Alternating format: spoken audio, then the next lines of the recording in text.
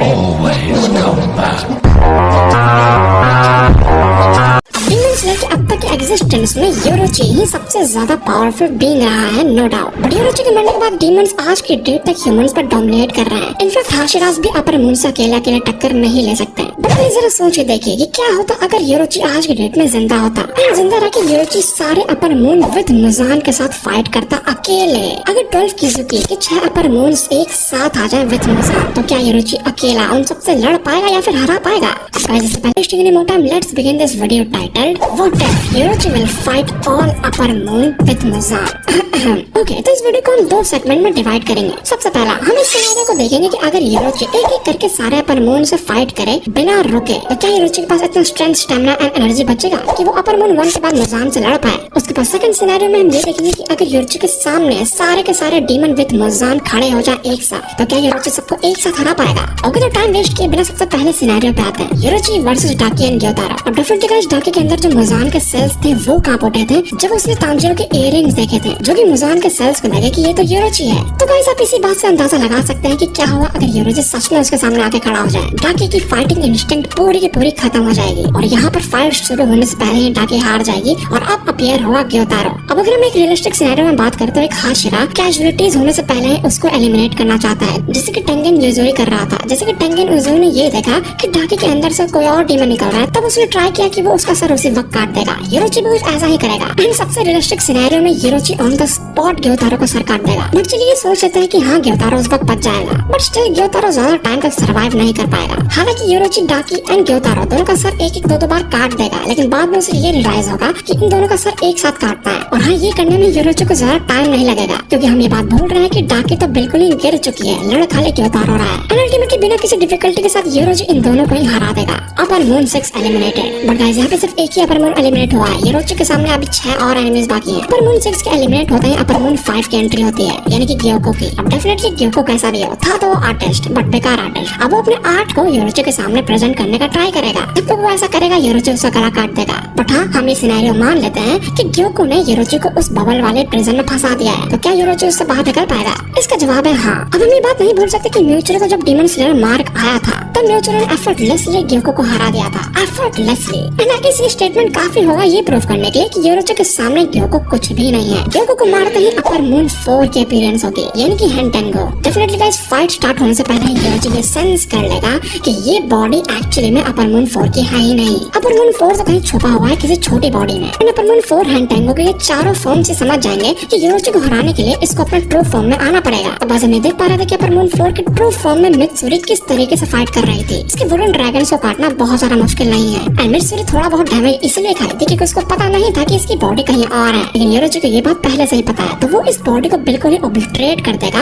And अगले second वो real body का भी गला काट देगा बिना किसी सेकंड ट्राई के। आखिर हम यहाँ बात योरोची की कर रहे हैं। इसके बाद तुरंत अपीयर होगा अपर मून 3। अब हाँ गाइस, यहाँ से बैटल थोड़ी सी ट्रिकी साबित हो सकती है। ऑफ कोर्स आफ्टर ऑल योरोची भी एक इंसान है, उसको भी चोट लग सकती है, उसको भी दिमाग लगाना पड़ेगा। एंड अल्टीमेटली अकासा का सर काटते ही अकासा तुरंत नहीं मरेगा, क्योंकि ऑफ कोर्स हमने ये मांगा में देखा है कि जब तांजीरो एंड गियो अकासा का सर काट दिए थे तो भी अकासा अपना सर रीजनरेट कर रहा था। लेकिन योरोची इस चीज को बहुत ही इजीली काउंटर कर सकता है। All you have to do is उसको कुछ सेकंड्स के अंदर अकासा के सर के 1000 टुकड़े करने होंगे। एंड अगर आप लोग ये आर्ग्यू करोगे कि ऐसा कोई कर ही नहीं सकता, तो मैं आपको बता दूं कि योरोची ऐसा कर सकता है। जब योरोची मुजान को हराया था तो मुजान ने अपने बॉडी के 1800 टुकड़े कर लिए थे, जिसमें से 1500 टुकड़े योरोची ने ऑन द स्पॉट डिस्ट्रॉय कर दिए थे कुछ मिली सेकंड्स के अंदर। तो यहाँ पे अकासा भी एलिमिनेट हो चुका है। अब आएगा अपर मून 2 डोमा। अब डोमा से लड़ते समय एक्चुअली में योरोची को थोड़ा सफर करना पड़ सकता है, क्योंकि यहाँ पे डोमा क्रायोकिनेसिस यूज करता है, यानी कि क्रायो एलिमेंट को मैनिपुलेट कर सकता है, क्रिस्टल्स बना सकता है। बट इतना ही नहीं, वो पॉइजनस गैस भी छोड़ता है, जिससे कोई भी डीमन स्लेयर सांस नहीं ले सकता।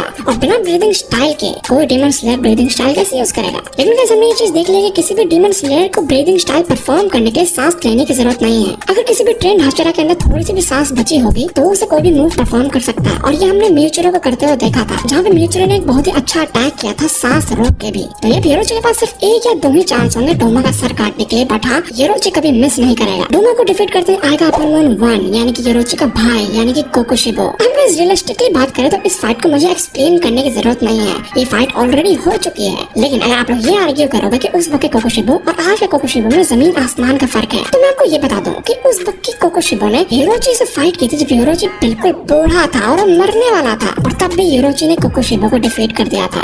आज के डेट में तो हम प्राइम यूरोजी की बात कर रहे हैं, जब यूरोजी जवान है। तो यप गाइस, यूरोजी एक्चुअली में अपर मून 1 को एक शॉट में हरा देगा बिना किसी डाउट के। एंड फाइनली यहाँ पे आएगा मुजान। डेफिनेटली गाइस, इस वक्त तक मुजान की पूरी तरीके से फटी होगी। मुजान का एक एक सेल कांप रहा होगा और उसको लोग धक्का देके भेज रहे होंगे कि जाओ लड़ो भाई। लेकिन गाइस, इस फाइट का अंजाम भी हम जानते हैं एंड हमने देखा भी है। यूरोजी ने मुजान को 1 शॉट कर दिया था। और अगर आप लोग फिर से आर्ग्यू करोगे कि भाई ऐसा थोड़ी होता है, उस वक्त शायद मुजान रेडी नहीं होगा। तो मैं आपको बता दूं, मुजान उस फाइट के बाद यूरोजी कभी सामने आया ही नहीं। मुजान की फटती थी यूरोजी से। वो जानता था कि अगर वो कभी भी यूरोजी के सामने आया तो यूरोजी उसे मार देगा। एंड अभी भी ऐसा ही होगा। बट लेट्स सपोज कि इस बार मुजान थोड़ी प्लानिंग के साथ आया होगा। वो थोड़ा बहुत काउंटर अटैक्स कर भी लेगा, लेकिन कब तक? यूरोजी अपने 12 फॉर्म बार बार स्पैम करता रहेगा जब तक मुजान मर ना जाए। अल्टीमेटली यूरोजी इस फाइट का विनर होगा। लेकिन ऑफ कोर्स मुजान से लड़ते समय इस बार यूरोजी काफी ज्यादा थक चुका होगा, क्योंकि इस बार 6 अपर मून से लड़ा है लगातार नॉन स्टॉप। लेकिन फिर भी हम यहाँ बात यूरोजी की कर रहे हैं। एक्चुअली में यूरोजी ओवर पावर्ड बीइंग है ना, मैं थोड़ा बहुत उसके लिए बायस भी हूँ। लेकिन गाइस, अगर आप लोगों ने अभी तक इस वीडियो को यहाँ तक देख लिया तो इसका मतलब ये है कि आप लोग इस वीडियो को एंजॉय कर रहे हैं। अगर आप लोग इस वीडियो को एंजॉय कर रहे हैं तो ये तो कहना गलत नहीं होगा कि आपने इस वीडियो को लाइक कर दिया होगा, है ना? कर दिया है ना?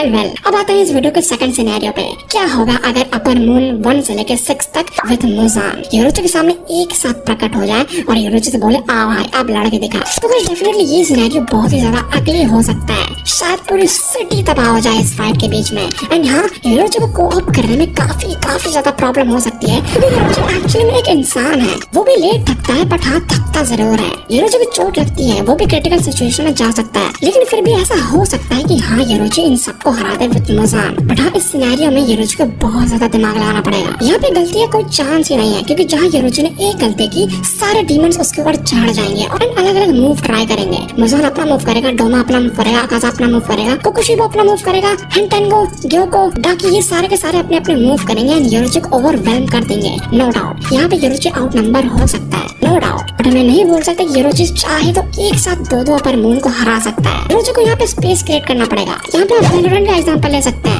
1v5 करना बहुत मुश्किल नहीं है अगर आप थोड़ा दिमाग लगाएं तो। हाँ, ये थोड़ा मुश्किल काम जरूर है, थोड़ा ट्रिकी काम जरूर है। यहाँ पर लक का भी बहुत बड़ा खेल है। वैलोरेंट हो, CS:GO हो या PUBG हो, एक बंदा पूरे स्क्वाड को डिफीट कर सकता है अगर वो थोड़ा दिमाग लगाए, उसके पास स्किल्स हो और हाँ लक उसके साथ हो। बट हाँ, जहाँ आपने एक गलती की आप खत्म, आपको कोई और मौका नहीं मिलेगा। And that's exactly what going to happen in this fight. यूरोजी को एक्चुअली में 1v6 क्लच करना पड़ेगा। लेकिन सवाल उठता है कि क्या यूरोजी ये कर पाएगा? अब गाइस, जहाँ तक मैं यूरोजी को जानता हूँ, यूरोजी सन ब्रीदिंग का यूज करके उनकी रीजनरेटिव कैपेबिलिटी को कम कर देगा। यूरोजी एक साथ बैटल नहीं जीत सकता, उसको एक एक करके किसी डीमन को हराना पड़ेगा, उसको अपने लिए स्पेस क्रिएट करना पड़ेगा। बट हाँ, ये पॉसिबल है, यूरोजी इन सबको एक साथ हरा सकता है। लेकिन हाँ, फिर भी मैं ये कहूंगा कि ये सिनेरियो 60-40% है। 40% यूरोजी हार जाएगा एंड 60% यूरोजी जीत जाएगा।